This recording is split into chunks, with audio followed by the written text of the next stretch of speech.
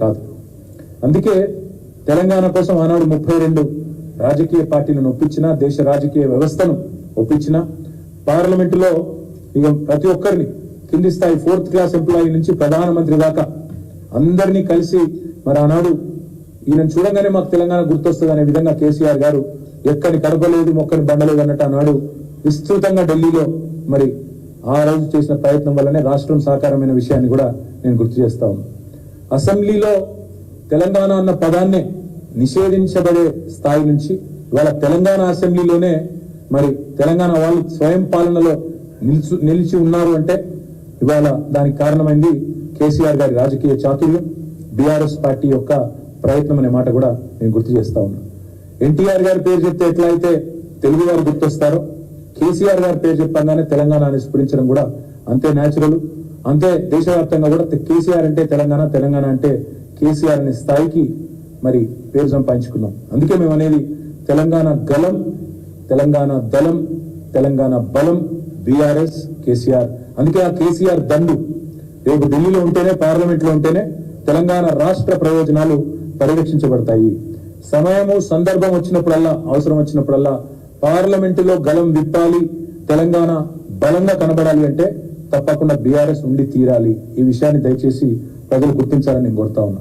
సందర్భాలు వస్తాయి. గతంలో 7 మండలాలను ఆనాడు కేంద్ర ప్రభుత్వం మనకు ఇష్టం లేకపోయినా గుంజుకున్నప్పుడు, హైకోర్టు విభజన తెలంగాణ కోసం ప్రత్యేకంగా హైకోర్టు ఏర్పాటు చేయాలనేది జాప్యం చేసినప్పుడు, కాజీపేట కోచ్ ఫ్యాక్టరీ గాని, బయ్యార ముక్కు కర్మాగారం గాని బలి చేసినప్పుడు, పునర్విభజనలో ఇచ్చిన హామీలను ఆనాడు నిలబెట్టుకున్నప్పుడు, కృష్ణా జలాల్లో వాటాలు తేల్చినప్పుడు, పాలమూరు రంగారెడ్డి ఎత్తిపోతల పథకానికి జాతీయ హోదా ఇవ్వకుండా ఎగ్గొట్టినప్పుడు పార్లమెంట్ లో నిలబడ్డది, కలబడ్డది. ఆనాడు గొంతు విప్పి ఆనాడు మొత్తం దేశం మన వైపు తిరిగి చూసే విధంగా చేసింది కేవలం కేసీఆర్ గారి ఎంపీలు, మా బీఆర్ఎస్ ఎంపీలు తప్ప ఇంకో పార్టీ కాదు. పార్లమెంటును స్తంభింపజేసింది బీఆర్ఎస్ఏ. ఇట్లా ఎన్నో సమస్యల మీద తెలంగాణకు సంబంధించి పోరాటం చేసింది, నిర్విరామంగా కొట్లాడింది గత 10 ఏళ్లలో బీఆర్ఎస్ పార్టీ. మన రైతులు పండించిన వడ్లను కొనుగోలు చేయకుండా ఆనాడు వ్యవసాయ శాఖ మంత్రిగా నిరంజన్ రెడ్డి గారు, తర్వాత వారితో పాటు మేమందరం పోయి ఢిల్లీలో ఆడికి పోయినప్పుడు మమ్మల్ని అవమానిస్తే, నూకలు తినడం నేర్పించండి మీ వాళ్ళకని చెప్తే, పిడికిలు బిగించి తెలంగాణ రైతుల పక్షాన ఆనాడు ఢిల్లీ వేదికగా జంతర్ మంతర్లో, అదేవిధంగా తెలంగాణ భవన్ లో ధర్నా చేసి మొత్తం దేశం దృష్టిని మన వైపు తిప్పింది బీఆర్ఎస్ మాత్రమే, కేసీఆర్ మాత్రమే.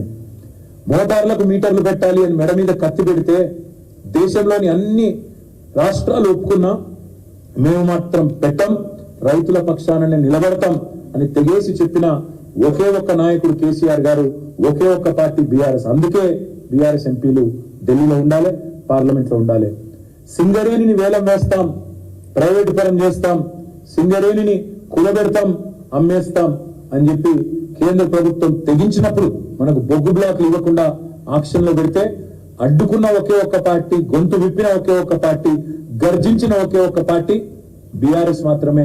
గర్జించిన నాయకుడు కేసీఆర్ గారు మాత్రమే అనే మాట నేను మీకు విజ్ఞప్తి చేస్తా ఉన్నా. ఇట్లా ఎన్నో సందర్భాలు, అది రాష్ట్రం యొక్క నీటి వాటాలు కావచ్చు, రాష్ట్రం యొక్క వనరులు కావచ్చు, రాష్ట్రంలో ఉండే మరి ఇచ్చిన హామీలు కావచ్చు, వీటన్నింటి విషయంలో మనం బలంగా మాట్లాడాలి, మన గలం విప్పాలి అంటే అది కాంగ్రెస్ బీజేపీల వల్ల కాదు. ఎందుకంటే వాళ్ళు జాతీయ పార్టీలుగా సహజంగానే వాళ్ళకి ఎట్లుంటుందంటే ప్రత్యేకంగా వాళ్ళకి తెలంగాణ మీద ప్రేమ ఉండదు. పార్లమెంట్ లో ప్రత్యేకంగా ఎన్నడన్నా రాహుల్ గాంధీ ఒక్క రోజన్నా రాహుల్ గాంధీ లేదా తెలంగాణ కాంగ్రెస్ ఎంపీలు ఒక్క పూటనన్నా తెలంగాణ గురించి మాట్లాడిన పరిస్థితున్నదా? ఎప్పుడన్నా ఉంటే ఇంకా కేసీఆర్ గారిని బద్నాం చేయాలనే ప్రయత్నం, తెలంగాణను చిన్నగా చేసి చూపెట్టాలనే ప్రయత్నమే చేసింది తప్ప రద్దు చేసిన ఐటీఐఆర్ గురించి ప్రశ్నించలేదు, తెలంగాణకు న్యాయబద్ధంగా రావాల్సిన హక్కుల గురించి మాట్లాడలేదు, తెలంగాణకు ఇవి కావాలి అవి కావాలి అని ఎన్నడన్నా రాహుల్ గాంధీ గాని నరేంద్ర మోడీ గారు గాని మాట్లాడినరా? ఒక్కసారి గుర్తు తెచ్చుకోండి.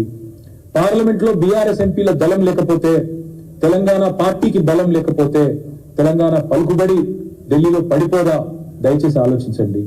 మన గలం ఉండదు, మన బలం ఉండదు. మళ్ళీ మనం అనామకులుగా ఎట్లయితే ఆనాడు తెలంగాణ పదాన్ని శాసనసభలో నిషేధించినారో, రేపు పార్లమెంట్ లో కూడా తెలంగాణ అన్న పదమే వినబడకుండా పోయే ప్రమాదం ఉంటది బీఆర్ఎస్ లేకపోతే. ఇది కూడా రాష్ట్ర ప్రజలు గుర్తెరగాలని చెప్పి కూడా నేను కోరుతా ఉన్నా. ఇంకొక మాట కూడా, ఇతర రాష్ట్రాల్లో మరి వాళ్ళందరూ వాళ్ళ రాష్ట్ర ప్రయోజనాల కోసమేమో కలిసికట్టుగా పోరాడతారు. ఇక్కడ రాజకీయంగా ఎన్ని వైరుధ్యాలు ఉన్నా తమిళనాడులో మళ్ళీ తమిళనాడు రాష్ట్ర ప్రయోజనాల విషయానికి వస్తే ఎంపీలందరూ ఒకటైతారు. కానీ దురదృష్టం తెలంగాణలో ఆ పరిస్థితి లేదు. తెలంగాణలో ఇక్కడున్న కాంగ్రెస్ నాయకులు, బీజేపీ నాయకులు ఇద్దరు కూడా ఒక అలవాటుగా మారిపోయింది. తెలంగాణ రాష్ట్రం అంటే ఇక్కడ ఏమన్నా మంచి జరిగితే మొత్తం క్రెడిట్ అంతా కేసీఆర్కే పోతుంది. కాబట్టి ఎట్లన్నా ఈ రాష్ట్రానికి ఏమైనా రాకపోయినా లేదా ఈ రాష్ట్రానికి ఏమైనా నష్టం జరిగినా పర్వాలేదు, కానీ తెలంగాణ మాత్రం ముందుకు పోవద్దు అన్నట్టు ఎన్నడూ తెలంగాణ జెండాను గాని ఎజెండాను గాని పార్లమెంట్ లో కాంగ్రెస్ గాని బీజేపీ గాని ప్రస్తావించిన పాపాన గత 10 ఏళ్లలో పోలేదు. ఇది వాస్తవం. పార్లమెంటరీ పార్టీ మీటింగులు జరుగుతాయి. ప్రతి పార్టీ, కాంగ్రెస్ పార్టీకి జరుగుతుంది, బీజేపీకి జరుగుతుంది. ఎన్నడన్నా ఒక్కరోజు గత 10 ఏళ్లలో వాళ్ళ పార్లమెంటరీ పార్టీ మీటింగ్ లో తెలంగాణ అన్న పదం వినబడ్డదా? దయచేసి ఒకసారి ఆలోచించాలని చెప్పి కూడా నేను కోరుతా ఉన్నాను. తెలంగాణకు న్యాయంగా దక్కాల్సినవి దక్కనప్పుడు, అన్యాయం జరిగినప్పుడు అడిగేది, ప్రశ్నించేది, కలబడేది, నిలబడేది మళ్ళీ కేసీఆర్ దళం మాత్రమే, బీఆర్ఎస్ దళం మాత్రమే, వినబడేది మళ్ళీ కేసీఆర్ గళం మాత్రమే అనే మాట నేను అందుకే మీకు విజ్ఞప్తి చేసేది. రేపు బీఆర్ఎస్ ఎంపీలు ఉండకపోతే పార్లమెంట్ లో తెలంగాణ అన్న పదమే మాయమయ్యే ప్రమాదం ఉన్నది. దయచేసి గుర్తుంచుకోవాలని చెప్పి కూడా నేను కోరుతా ఉన్నాను. కేంద్ర ప్రభుత్వాలు మీకు తెలుసు, ఇప్పుడు మీరు గమనిస్తా ఉంటే ఒక విచిత్రమైన పరిస్థితి రాష్ట్రంలో. బండి సంజయ్ గారు రేవంత్ రెడ్డి ఎదుగుతా ఉన్నారు. ఇద్దరు మరి ఏదో అండర్స్టాండింగ్ వచ్చినట్టే ఉన్నారు. మళ్ళీ చూస్తుంటే గతంలో కరీంనగర్, నిజామాబాద్ ఎన్నికల్లో ఎట్లయితే అంతర్గతంగా కలిసికట్టుగా పనిచేసినారో మళ్ళీ చూస్తుంటే ఏదో అంతర్గతమైన ఒక అండర్స్టాండింగ్ వచ్చినట్టు కనబడతా ఉంది. అందుకే మేము అనేది వాళ్ళ ప్రయోజనాల కోసం ఎంతకన్నా పోతారు.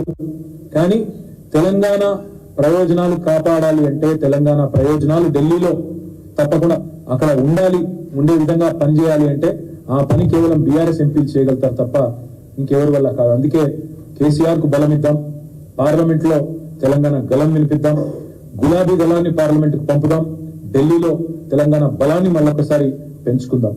అదేవిధంగా తెలంగాణ అస్తిత్వాన్ని కూడా, గౌరవాన్ని కూడా కాపాడాలి అంటే తప్పకుండా మరి ప్రజలకు నేను విజ్ఞప్తి చేస్తా ఉన్నా. మొన్న జరిగింది సరే, అక్కడ చిన్న కారణాలు అవన్నీ కూడా సమీక్షించుకుంటున్నాం.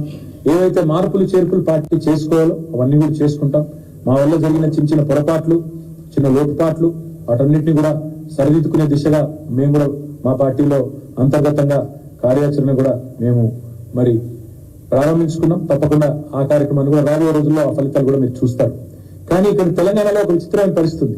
గత నెల రోజులుగా కొత్త ప్రభుత్వం ఏదైతే వచ్చిందో మరి అధికారం కోసమేమో అడ్డగోలుగా హామీలు ఇచ్చినారు. నోటికి వచ్చిన హామీలు 420 హామీలు, 1-2 కాదు, 420 420 హామీలు, బ్రహ్మాండమైన హామీలు, 1-2 కాదు ఇచ్చి ఆల్రెడీ ఎత్తగొట్టే పని మొదలు పెట్టినారు. మీరు చూస్తా ఉన్నారు. ఎన్నికల వాగ్దానాలను నీటిలో కలపడానికి శ్వేతపత్రాల పేరిట డైవర్షన్ డ్రామాలు, ల్యాండ్ క్రూజర్లో